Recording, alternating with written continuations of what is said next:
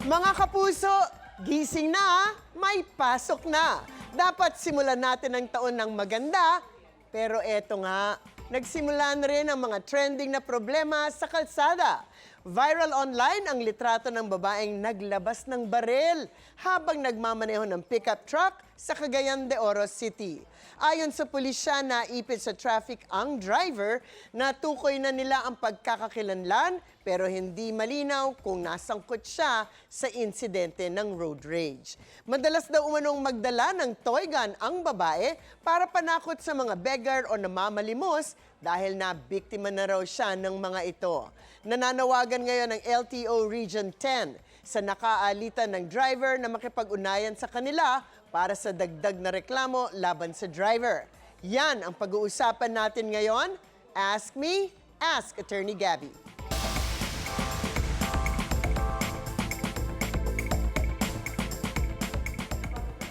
Attorney, paano po kung toy gun lang ang dala ng babae bilang panakot? May nalalabag po ba itong batas? Well, actually, unang-una kung may pananakot na nangyayari in public, as in nagkaroon ng pangangamba o takot sa mga nakakita nito, ito ay makukonsider natin na isang krimen ng alarm and scandal sa ilalim po ng Revised Penal Code. Kung ginamit ang baril naman sa pananakot as in, may bantang kung hindi ka umalis, babariling kita, ito ay magiging krimen ng grave threats sa ilalim ng Revised Penal Code pa rin. So, depende sa ba na sabihin na hindi naman totoo ang baril, so hindi naman talagang naging tunay na threat ang pangyayari.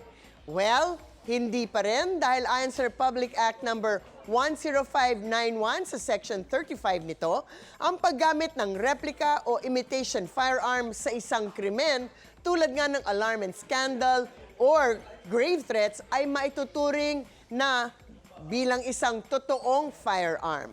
Mapapatawan pa rin ang parusa ang individual na gumamit nito na katulad ng parusa sa paggamit ng totoong firearm sa mga krimen na nabanggit natin. Kaya kahit na hindi nakakamatay ang pekeng firearm, kapag ito'y ginamit bilang panakot sa isang sitwasyon, makakasuhan pa rin ang gumamit nito. Kasi ang pinagbabasihan dito ay yung pangamba o takot na nangyari dun sa biktima, hindi dun sa gumamit ng peking baril.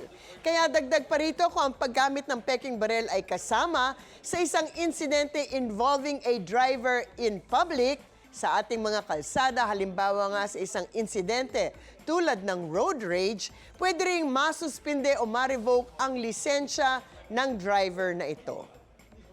Hindi po natin kailangan ang mga driver na tulad na yan sa ating mga kalsada. Ang mga usaping batas, bibigyan po nating linaw. Alam niyo na, para sa kapayapaan ng pag-iisip, huwag magdalawang isip. Ask Me, Ask Attorney Gabby. Ikaw, hindi ka pa nakasubscribe sa GMA Public Affairs YouTube channel? Bakit? Mag-subscribe ka na, dali na, para laging una ka sa mga latest kwento at balita. I-follow mo na rin ang official social media pages ng Unang Hirit. Salamat, Kapuso.